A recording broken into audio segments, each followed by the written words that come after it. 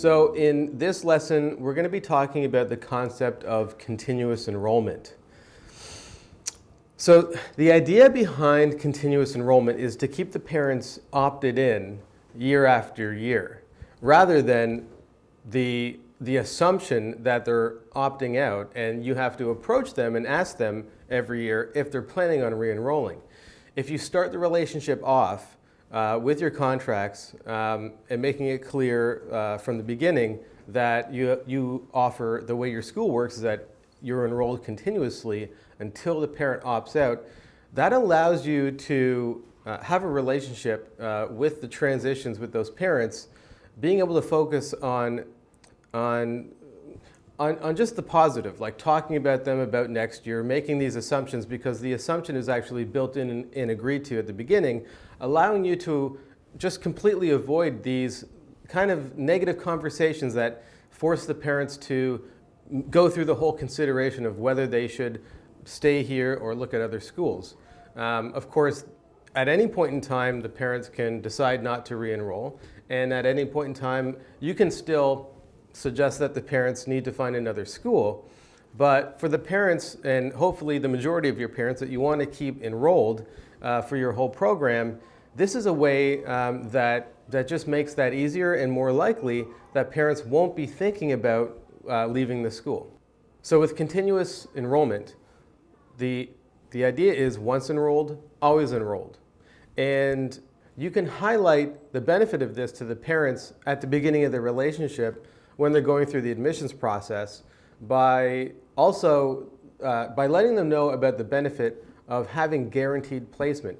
For those parents, if there's any pushback or if they're asking about why you do this, why you have continuous enrollment, there likely won't be, but if there is, you can basically just tell them, this is a way to ensure that your child has a placement guaranteed throughout once you're enrolled, once you get through our admissions process, your child has a place in our school for as long as you want.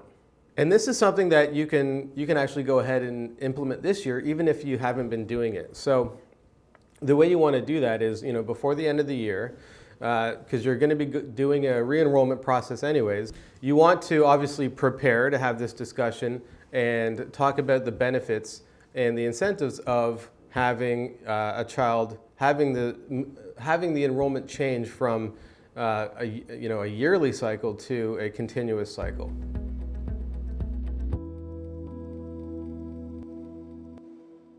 So this lesson is all about recruiting your staff in regards to retention. As we know, retention is so important to schools. I've talked to hundreds of schools. I talk to schools every day, at least 2 or 3 of them, and I ask them, one of the questions I usually start off by asking is, what's your retention rate? It seems to be, schools are on average probably about 75 to 80% of a retention rate, specifically for non-graduating students. That's the exact metric that is really important for schools to talk about. Obviously, children graduate and they move out. Counting those as part of your retention is, as far as improving your retention as a strategic initiative, that doesn't help you very much. So I want to talk about working with teachers in the effort of increasing your retention. Teachers are on the front lines, right? So they have this opportunity to interface with parents, and teachers are generally wonderful at that. But the question is, how do we use that opportunity really strategically to work on retention, and what can teachers do to help the school increase retention? Of course, the most important thing is that the children are thriving. So that's assumed that's going on at your school. So what I'm talking about is specifically the interactions that teachers can have with the parents to gauge their happiness and what we at Hubley call parent success, because schools are obviously, rightly so, completely focused on the success of the child.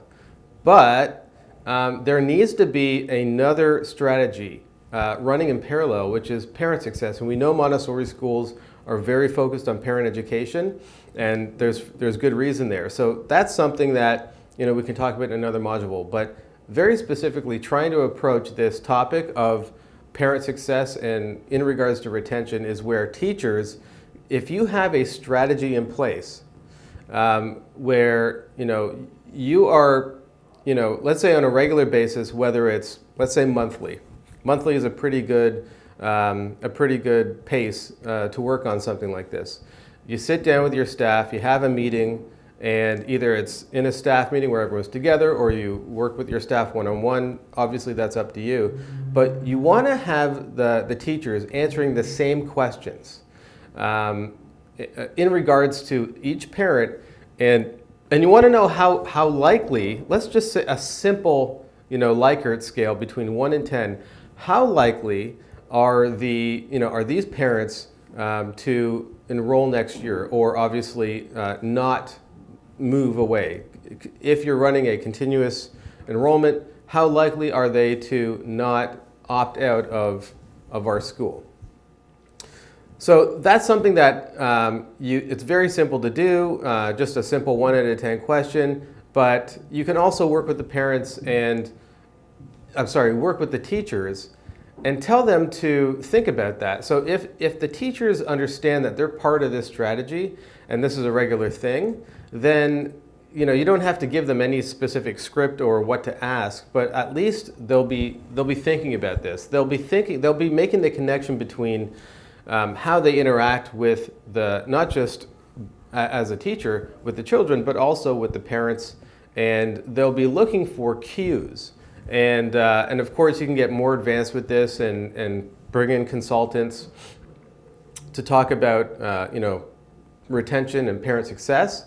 But even just getting this very initial strategy in place will give you very, very actionable information that you can then move forward with. And now, what I do suggest is that you select one staff member to kind of head this up, whether it's a teacher or someone in the office or yourself, but this should be one person. And I do suggest, by the way, it not being the director or the head of school.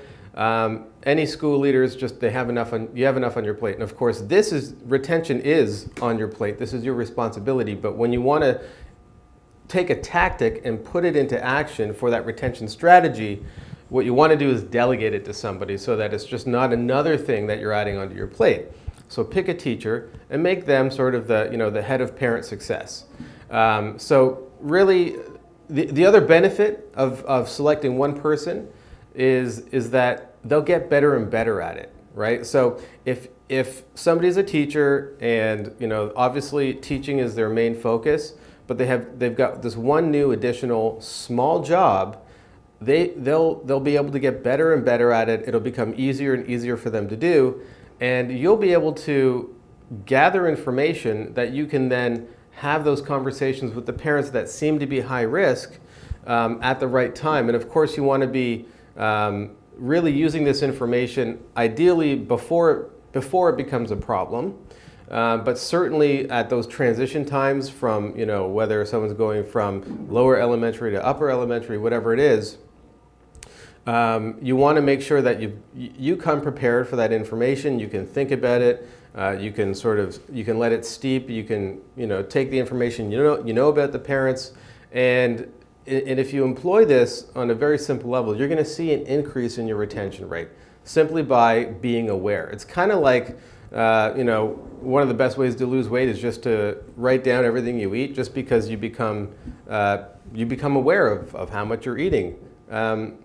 Without even purposely trying to cut down. That alone, right, will help you lose weight. Well, kind of like this, being aware of where your parents are at, taking inventory of your parents and having simply a 1 out of 10 scale of all your parents to see, let's say you've got 100 parents and you've got them all in a list, and you can see which ones are more likely or less likely to remain in the school.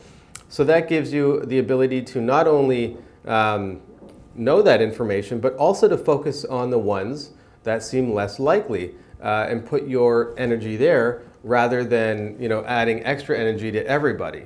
So again, this is about being strategic, because time, there's nothing but time constraints when you're running a Montessori school. I know I sound like I ran one myself. I haven't, but I help work with Montessori schools day in and day out. And one thing I know is that, you know, people running schools have too much to do as it is. So taking your time and using it strategically, taking your focus and your workload and putting it to where it needs to be the most is one of the best ways to optimize your administration. So again, when you have that information, you can act strategically. You can put your focus where it needs to be rather than, you know, just spreading it across to everybody, and you'll see an improvement in your retention rate.